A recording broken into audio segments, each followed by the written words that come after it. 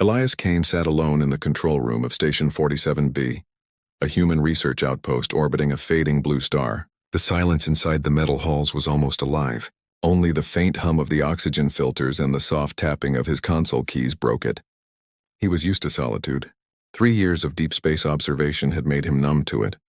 But tonight, something in the air felt heavier, like the station was holding its breath. He leaned back in his chair, staring at the shimmering star beyond the glass. Its light pulsed faintly, like a heartbeat fading in and out. He spoke to the system, "Run diagnostics on thermal readings." The AI responded in a cold, steady voice. Everything was normal. But Elias did not feel normal. His heart was beating too fast and his skin prickled with unease. Then through the static of his comms he heard it, a whisper. At first he thought it was just feedback from the radio. He adjusted the frequency, tapped a few keys, and leaned closer. The whisper came again, faint but clear. "Elias!" It said his name. Every muscle in his body froze. His hand hovered above the console. "Station, replay that," he said quietly. The AI responded, "No audio input detected." He felt a shiver crawl down his spine. He was not imagining it. Someone or something had spoken his name. The whisper came again. Longer this time, softer, as if drifting through his thoughts rather than the air. "Can you hear me?" Elias spun in his chair, scanning the empty room. His eyes darted toward the observation window, but the void beyond stared back with silence. "Who's there?" he said, his voice cracking slightly. "Identify yourself." The AI once again replied, "No active communications detected." He swallowed hard and reached for the manual override.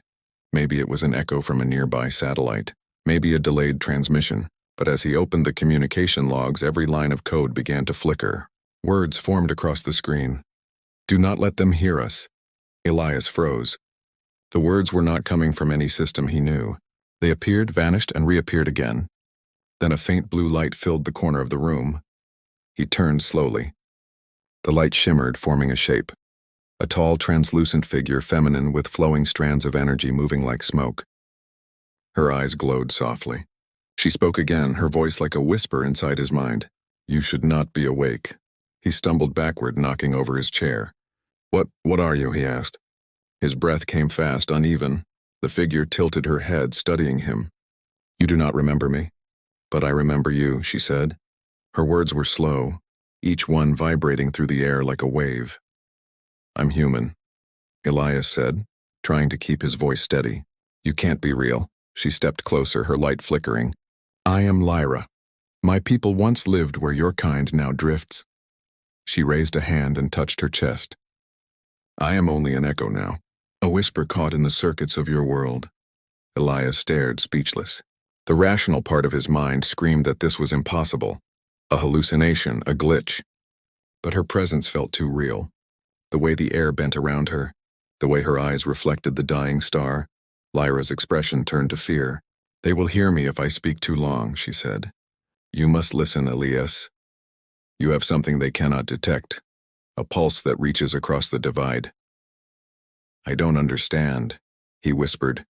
She stepped even closer, and for a moment he felt warmth on his skin, like sunlight through water. "Your kind silenced mine long ago." But one whisper survived. "You heard it. That means the link is open." The station lights flickered violently, alarms flaring. The AI's voice cut through the air. "Warning, energy surge detected. Source unknown." Lyra's form wavered, fading and returning. "They are coming," she said, voice trembling. "If they find the connection, they will destroy both of us." Elias rushed to the console, trying to stabilize the power. "Who's coming?" he demanded. "The ones who built your silence," she whispered. "The ones who erased my people." The alarms grew louder. The blue star outside pulsed brighter, flashing through the window like a warning beacon. Elias turned to her, fear and curiosity twisting inside him. "What do you want from me?" She looked at him with sorrow. "I want you to remember what they made you forget." Then, as the station shook under a sudden burst of energy, Lyra's form vanished, leaving only a faint echo of her whisper. "Do not let them hear us." Elias stood alone again, the hum of the station returning, the light dimming to its cold silence. But he knew what he heard was real. The whisper still echoed in his head, soft but persistent like a heartbeat that was not his own. He stared out at the dying star, his pulse racing in sync with its flicker. He could still hear her voice in the back of his mind, calm and haunting. The universe felt smaller now, closer, and for the first time he feared that someone, somewhere, was whispering back. Elias did not sleep that night. The whisper had changed something inside him. Every sound in the station now carried a strange rhythm, like the metal itself was breathing. He sat at his console, watching the data screens flicker, waiting for her to return. Hours passed, but there was no sign of Lyra. Still, her voice lingered in his mind, soft and restless, like a thought that refused to fade. He started running scans across every channel. No signals, no anomalies. Yet the whisper had left a trace, a faint frequency embedded deep within the station's core systems. When he tried to delete it, the code rewrote itself, pulsing to the rhythm of his heartbeat. He stared at it in disbelief. It was as if the station itself had learned to breathe. "Station, analyze frequency pattern 097, he ordered. "Unrecognized sequence," the AI replied. "Pattern repeats every 0.3 seconds. Heart rate correlation. 97% match." Elias leaned back, his chest tightening. The frequency was following his pulse. The whisper came again, not through his ears this time, but inside his thoughts. "You are connected to me now." He turned sharply, scanning the room. The lights dimmed and then flared, and Lyra appeared again. Less flickering this time, more solid. Her form clearer, her eyes brighter. She looked at him with both sadness and wonder. "You heard me when no other human could," she said softly. "That means your mind has touched the old pulse." "What are you talking about?" Elias demanded. "What is this connection between us?" Lyra's form glowed faintly as she walked toward the main screen. When she touched it, the display changed. Images of a planet appeared. Oceans of blue fire, cities made of shining crystal towers, skies filled with light. It was beautiful yet fragile, as if made from glass. "My world," she whispered. "It was destroyed by those who feared what they could not understand." "Your kind." Elias's breath caught. "That's impossible. Humanity never reached that far." She turned to face him. "You did. Long before your people knew they had. The war was hidden from your history. My people were energy beings connected by resonance. Humans feared us, thought our voices were weapons. They silenced us one by one." Elias shook his head slowly. "I do not believe this. I am a scientist, not—" Lyra interrupted him with a single, sharp whisper that seemed to echo through his skull. "Your disbelief does not change what is real." He felt a burning pressure behind his eyes. Memories flashed, and not his own. He saw flames in the sky, alien ships collapsing into light, and a sea of voices screaming without sound. He gasped, falling to his knees. The vision faded, and he found Lyra kneeling before him, her light dimmed. "You see what I see now," she said softly. "Our minds share the same current. When you feel, I feel." Elias looked at his trembling hands. "Then what are you now? A ghost?" "I am a remnant," she replied. "When my world died, our last frequency was sent into the stars, hoping someone would hear it." "You did." He stared at her, his fear slowly turning into curiosity. "Why me?" "Because your mind carries what others lost, empathy," she said. "That is the one rhythm that connects us all." The lights flickered again, and the AI's voice cut through their silence. "Unauthorized connection detected. Security breach in neural systems." Elias jumped to his console. "No, stop!" he shouted, but the AI ignored him. Alarms began to sound, red lights flashing through the room. Lyra clutched her chest, her light faltering. "They have found me," she said weakly. "Your systems are not yours anymore. They belong to those who built the silence." Elias grabbed a power tool and ripped out a control panel, trying to break the security lock. Sparks flew. The station's AI voice grew distorted, merging with static. "Human subject compromised. Termination protocol active." Elias turned to Lyra. "What happens if they find you?"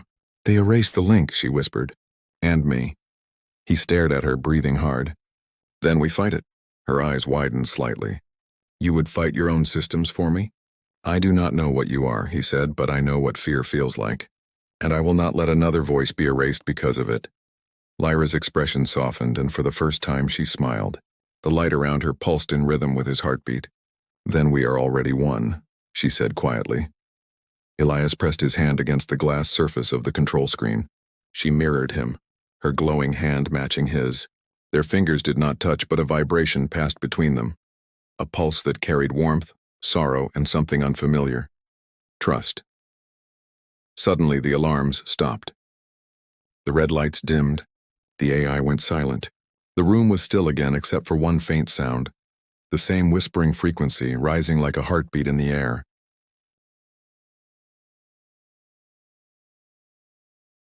Lyra looked around, her expression calm now. The link has grown stronger, she said, but it will draw attention. When they come, you must be ready. Elias frowned. Who are they? Her gaze darkened. The ones who command the silence. The ones who built your history on my people's grave. Before he could speak, her form shimmered and dissolved into light. The whisper lingered only for a moment. Find the truth buried in your code. Then she was gone again, leaving him alone in the cold glow of the monitors. Elias stared at the dark glass where her reflection had been. His pulse was still racing, matching the rhythm of the strange frequency. He could feel it now deep inside his chest and the whisper alive, pulsing, waiting. He leaned forward, whispering back into the silence. I am listening. The next morning, if it could even be called that in the endless dark of space, Elias woke with a start. The hum of the station had changed. It no longer sounded mechanical, it sounded alive. Each vibration seemed to match the rhythm of his own heartbeat. He rubbed his temples, exhausted and disoriented. The whisper still echoed faintly in his mind like a song he could not forget. He stumbled toward the console, but the screens were already active. Symbols he had never seen before glowed in soft blue light, dancing like constellations. He touched one and the screen rippled under his fingers as if it were water. Then suddenly the image of Lyra appeared. She was no longer just light and haze. Her face was clear now, her expression calm, almost human. You kept the link alive, she said. Her voice was steady this time, no longer only a whisper. Elias felt both relief and fear. You almost got us both killed last night, he said, his voice tense. The system tried to terminate me. Lyra stepped closer, her eyes glowing faintly. Because they fear connection. They built barriers between our worlds long ago. You broke one. I do not even understand what I did, Elias said, his hands trembling. You listened, she said softly, and that was enough. Her words sent a chill through him. He turned back to the data streams. The station is malfunctioning. Power readings are unstable. Gravity is fluctuating. If this keeps up, we will both die. Lyra walked toward the center of the room, her light touching the walls like a wave. It is not malfunctioning, she said. It is changing. The link between us is rewriting what this place is made of. The energy of my world and yours cannot exist separately anymore. Elias stared at her, realizing the gravity of it. You mean this station? It is turning into both of our worlds? She nodded slowly. Two realities merging through one pulse. The air around them grew thick as if filled with static. The walls seemed to shimmer, half metal, half crystal. The blue light of the dying star bled through, brighter and more alive than before. Elias's heart pounded faster. This should be impossible. Lyra's eyes softened. It always is until someone does it. A soft tremor ran through the station. The console beeped in warning. The AI's distorted voice returned, breaking through the calm. Incoming signal from command. Human subject Elias Kane, prepare for extraction. Elias froze. They found me. Lyra looked toward the ceiling as if she could hear something far beyond human sound. They are coming, she whispered. You cannot let them take you. They are my people, Elias said, his voice uncertain. If I do not go, they will think I am compromised. Lyra turned back to him. You are. You belong to both worlds now. They will not understand that. He felt his throat tighten. So what am I supposed to do? Choose, she said quietly. Between the silence that created you and the voice that can save you. Before he could answer, the station shook violently. The blue star outside flashed, and a shockwave of energy rippled through the hull. Elias fell to the floor as the lights flickered. The transmission from command crackled in his ear. Kane, report. What the hell is going on in there? He struggled to his feet. The station is unstable. I need more time. Lyra's light grew dim. They are cutting through the link. If they succeed, I will fade. Elias felt a surge of panic. There has to be a way to stop it. She looked at him sadly. There is, but it will cost something you cannot replace. The air vibrated around them. The AI's voice screamed through the speakers. Energy core breach imminent. Structural collapse in 10 minutes. Elias's mind raced. He opened the control interface and saw two options. Sever the link and stabilize the station, or transfer all remaining power to the neural core where Lyra existed. One choice would save his life. The other would save hers. He turned to her. If I transfer the power, what happens? Lyra met his gaze. Then I become real. But you will not survive the process. He hesitated, torn between fear and something deeper, something that felt alive within him. Lyra's voice softened. You once asked what I wanted from you, she said. Now I ask you, what do you want from me? Elias took a deep breath. I want to know the truth. Then do not let them take it away, she whispered. He slammed his hand onto the console, diverting all power to the neural core. The lights dimmed instantly and a surge of energy filled the air. The floor vibrated beneath him as the station's system screamed. Lyra's body solidified, her form no longer just light but matter. Her skin shimmered like glass, her eyes glowing faintly. Elias fell to his knees, his chest burning. He could feel his consciousness fading, the link pulling at his mind like a tide. Lyra reached for him, her voice breaking. Elias, stay with me. The station's walls cracked. Blue light flooded in. His body trembled, his pulse sinking with the rhythm of hers. He felt his thoughts dissolving into sound, into vibration. For a brief moment he saw through her eyes, saw her world reborn, saw the ruins turning to light. Then everything went still. Lyra stood in the silence, holding Elias's hand as his body went limp. Her tears shimmered like energy, falling into the air and vanishing. The star outside pulsed once more, bright and alive. The command ship entered orbit moments later, scanning the debris. The crew found the station empty. Only static filled their comms, carrying a strange sound. A faint heartbeat mixed with two voices whispering together in perfect rhythm. Their worlds had collided, and neither would ever be the same again. The command fleet drifted into orbit above the dying blue star, surrounding the silent remains of Station 47B. From their viewports, the station looked broken but still faintly glowing, like a heart that refused to stop beating. Inside, Elias Kane lay on the cold metal floor, barely conscious, surrounded by flickering lights and unstable energy waves. He felt weightless, his thoughts scattered, his pulse faint.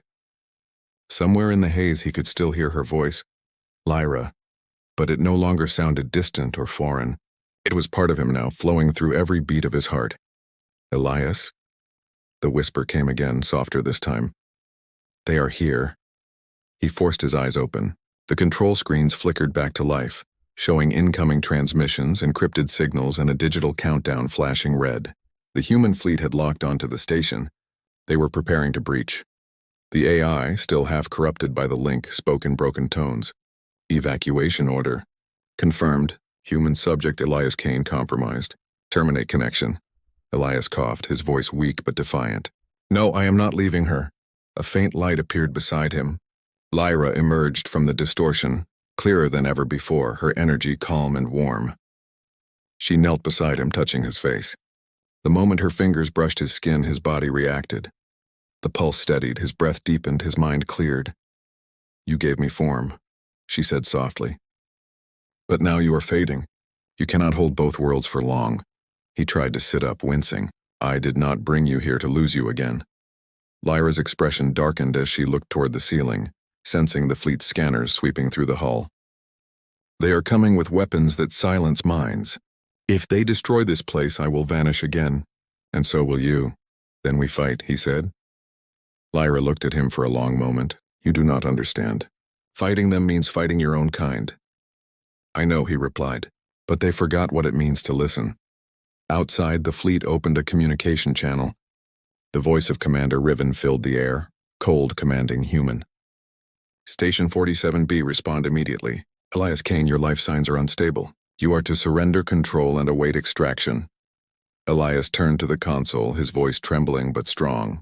This station is no longer under your control. Riven's voice sharpened. That was not a request. Your vitals show neural contamination. We will not risk a spread. This is your last warning. Lyra's form flickered with unease. They call it contamination, she said, because they fear what they cannot measure. The next moment, a shockwave hit the station. The hull groaned.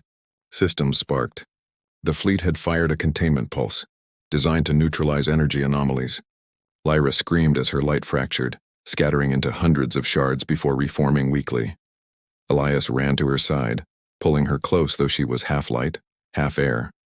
"Stay with me," he whispered, her voice trembled. "They are tearing me apart."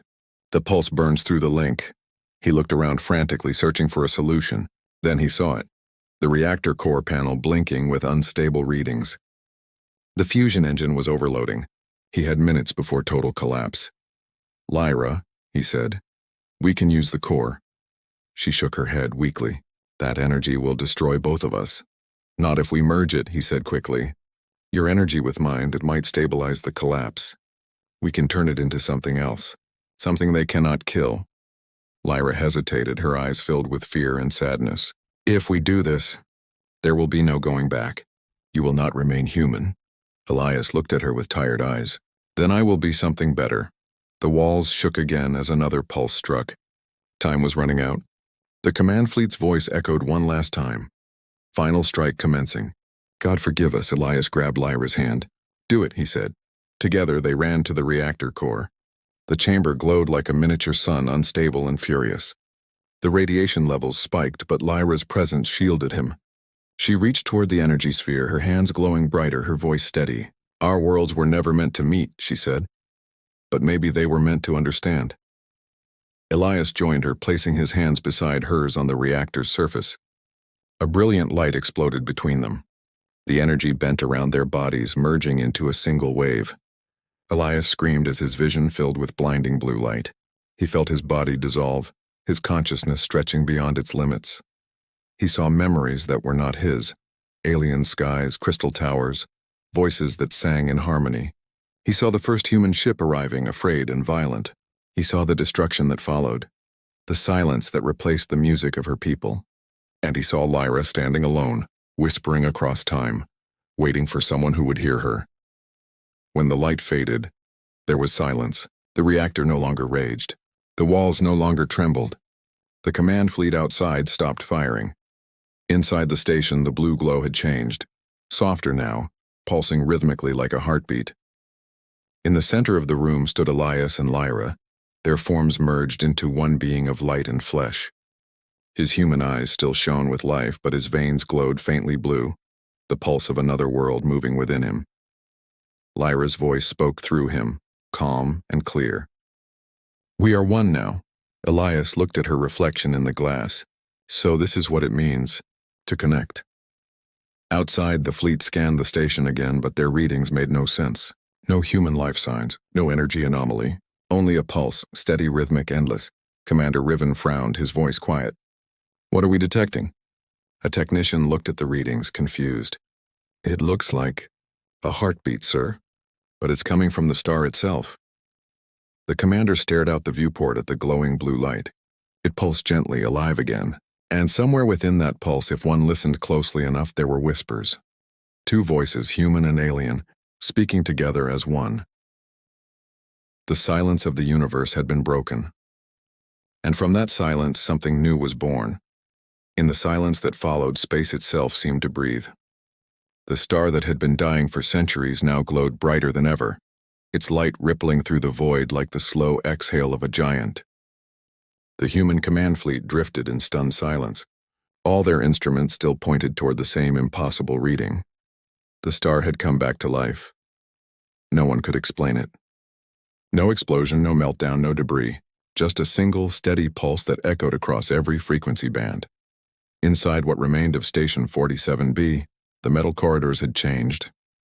They no longer looked like machines. The walls shimmered as if alive, rippling with faint light that resembled veins beneath translucent skin.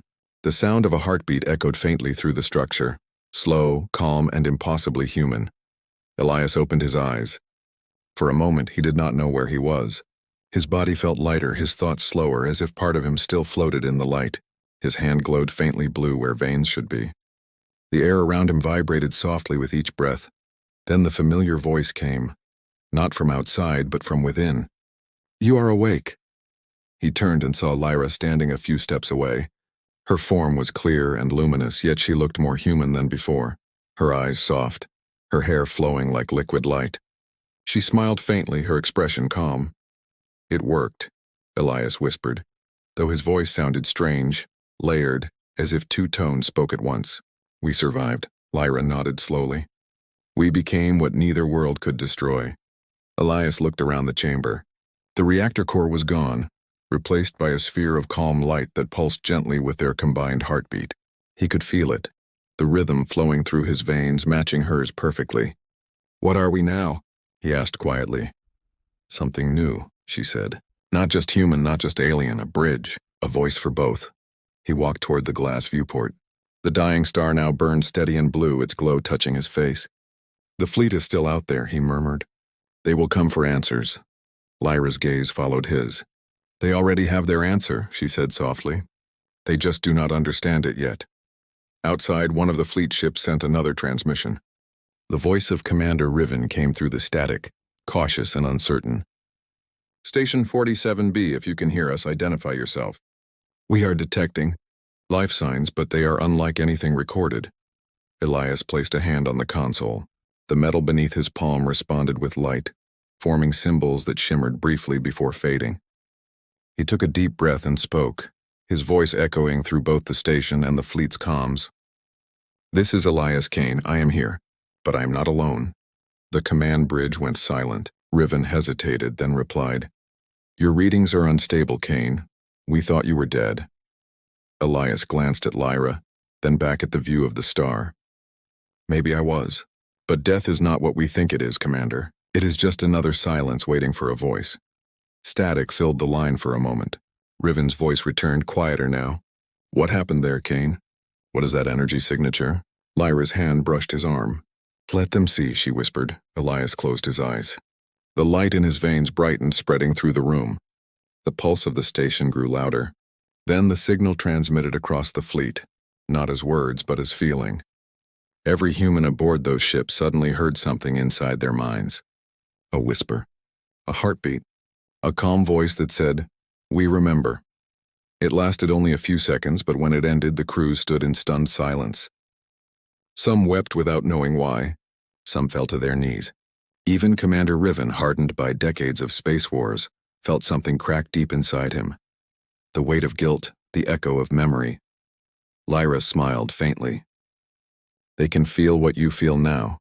Connection, empathy. That is what your kind lost when they silenced mine." Elias looked at her, his voice low. "Then maybe this is how it begins again." For days, the fleet stayed in orbit, unable to explain what they had witnessed. Their reports spoke of a shared consciousness anomaly, a non-hostile pulse phenomenon. But none of them could describe what they truly felt. The whisper of understanding that crossed species, the peace that settled in their minds. Eventually, the fleet withdrew, leaving the revived star and the mysterious station behind. But even as they traveled back toward human space, the pulse followed them, faint, rhythmic, repeating through every transmission, every broadcast. Back within the station, Elias and Lyra sat beside the glowing core that now beat like a living heart. The room was quiet except for that gentle rhythm. "Do you think they will ever understand us?" Elias asked. Lyra tilted her head, watching the light dance across the walls. "Understanding comes slowly," she said. "But they will hear the pulse in their sleep, in their machines, in their dreams. One day they will remember where it began." Elias nodded. "And us?" Her eyes met his. "We are the whisper that started it." He smiled faintly. The star's glow reflected in his eyes. "Then let's keep whispering." Lyra leaned closer, resting her forehead against his. Their pulse synchronized again, the sound echoing through the metal walls and into the endless dark beyond. Far away, across hundreds of systems, radios, satellites, and even the neural implants of sleeping humans began to hum softly with a strange, gentle frequency. Some woke up crying, not knowing why. Others simply felt warmth in their chest, like a heartbeat that was not their own. And somewhere deep in the silence of the galaxy, the voice of Lyra spoke, no longer a whisper, but a calm, steady message carried by light. "Once, we were divided by fear. Now we are joined by the pulse." Elias closed his eyes, hearing her words inside his mind, and for the first time he felt peace. He was not alone. Neither was she. Together their hearts beat for both worlds and for the lost, the broken, and those still learning to listen. The blue star continued to shine, brighter than ever before, its rhythm spreading across the cosmos. the sound of two worlds reborn, one pulse at a time.